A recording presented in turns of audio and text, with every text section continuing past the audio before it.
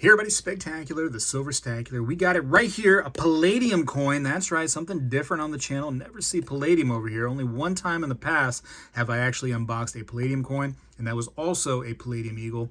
Here we go with the 2025 version of the 1 ounce Palladium reverse proof coin. This is likely to be a beauty. Palladium's been coming way down in price over the years. We know that, most of us, right? We're going to talk about the investment part of Palladium a little bit in the latter part of this video. But at the beginning, let's talk about the actual unboxing and show it off. Here's the COA. This is just a generic COA, not kind of embossed or like that last unboxing we did. It's just a regular paper COA. $25 denomination, which makes it a coin. That's all they really care about, is just what makes it a coin. Reverse proof. We love reverse proofs. 99.95% Palladium. Very cool. And there you go. There's the rest of the information. West Point Mint.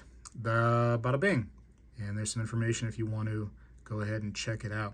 Adolf A. Weinman both does the reverse and the obverse of this piece right here. So very cool. Very cool. So we use a classic design and a modern design really for this piece.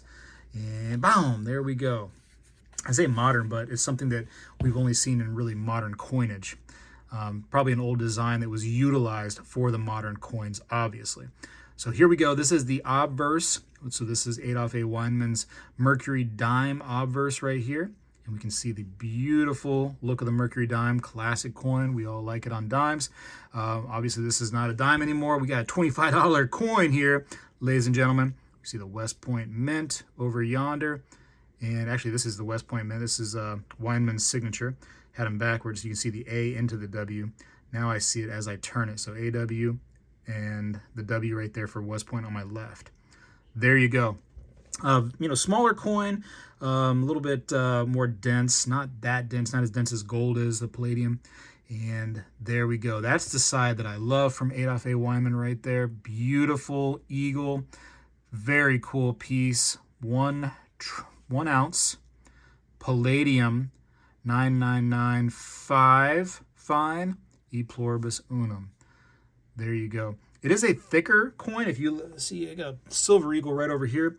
If you see the silver eagle next to it, you can tell it's much thicker, but the silver eagle is much larger in diameter in comparison. Hard to tell with the cap, but yeah, it's much larger of a coin. Anyways, just an FYI.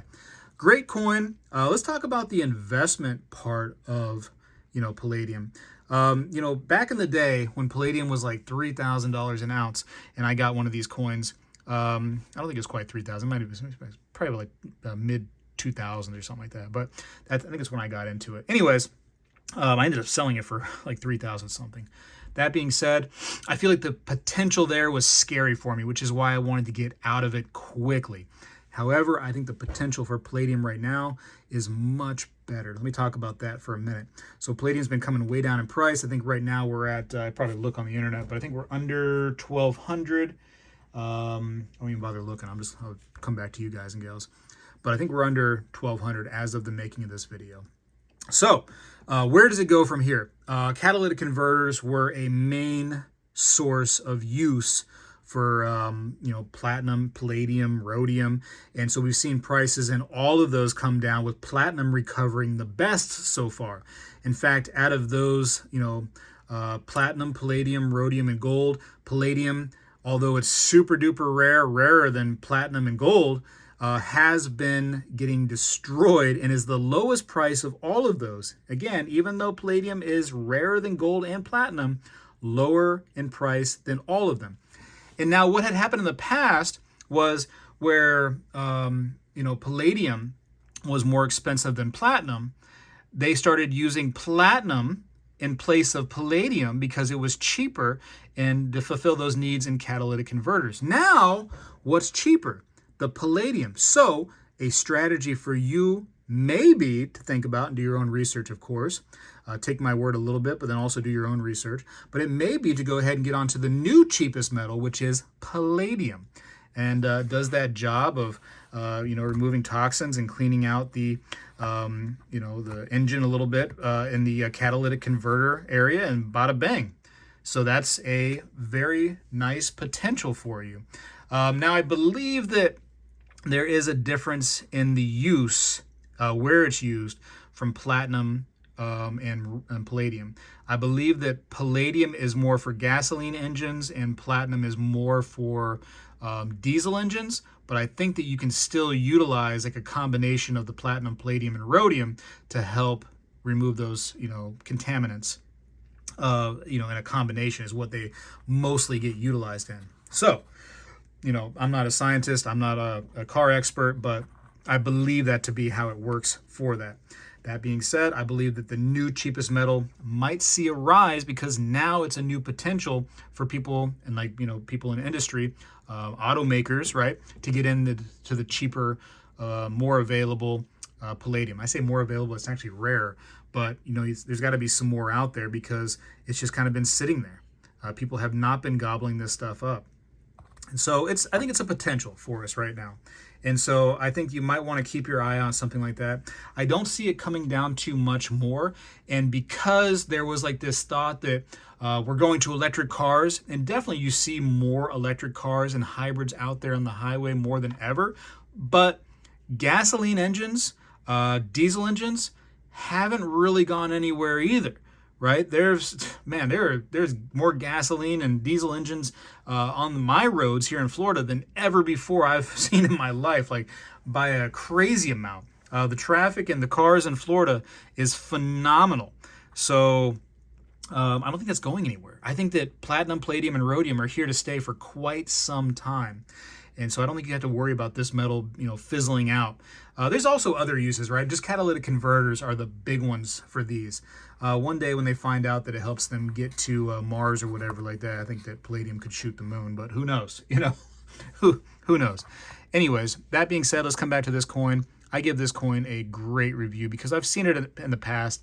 I like it. And at this price point, of course, the United States Mint puts their own high tax on it. But at this price point, I was definitely a buyer of palladium again because I don't want to say it feels like a sure thing, but it feels like a sure thing for me. I feel like I can't lose on palladium right now at this price. So I would buy more palladium. And now this right here, this particular coin, has been removed from availability on the United States Mint website. It doesn't even mean, technically mean it's been sold out. It just means that it's no longer available. They minted 6,000 of these, or they will allow the minting of 6,000 of these, I should say. And so I think that we're probably around the 5,000-ish right now that exists out there. And so they just want to make sure they don't oversell the mintage.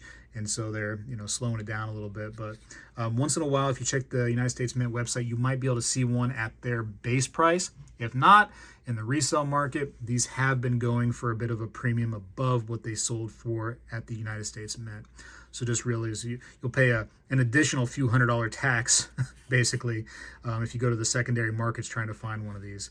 That being said, you can get the older Palladium Eagles still without that reselling tax for a decent price. You're just not going to find the reverse proof. And the reverse proofs are nice, but all of them are pretty nice too. So there you go. Think about palladium a little bit. There's definitely cheaper ways to get into it than from a United States Mint limited release. But yeah, I think that it's almost like a no-brainer right now. And in the past I've said that palladium and platinum, even rhodium, are speculative metals. But at this price point, it seems like it's actually a decent investment. And if it keeps coming down, I'm excited to get in there more and more. But I don't see it coming down much more. The need for catalytic converters, because the need for automobiles isn't really going anywhere. The thought process that everything's going to electric is not the case. And, United States president basically shut down a lot of the thought that we were going to a more strict electric vehicle situation. So bada bing, think about palladium. I know it's kind of expensive, but you know what it's not? It's not as expensive as gold right now. So it might be a nice opportunity for you to get into a nice precious metal for a much better price. And you know what? Even much rarer than gold. So bada bing. I think, depending on where you look, it could be 30 to 50 times rarer than gold. And that's interesting to me. It just makes it cool.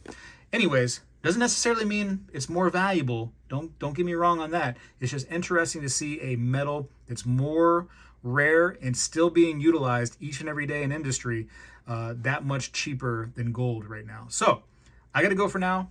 Appreciate you for watching. Tell me what you think in the comments. Of course, Spegtacular is out. Well, hello everybody.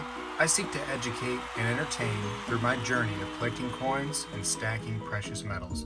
I encourage you to subscribe and please stay with me on this journey. I am Spegtacular, the Silver Stacular.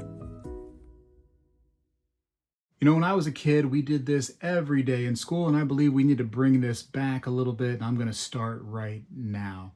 I pledge allegiance to the flag of the United States of America and to the republic for which it stands, one nation, under God, indivisible, with liberty and justice for all.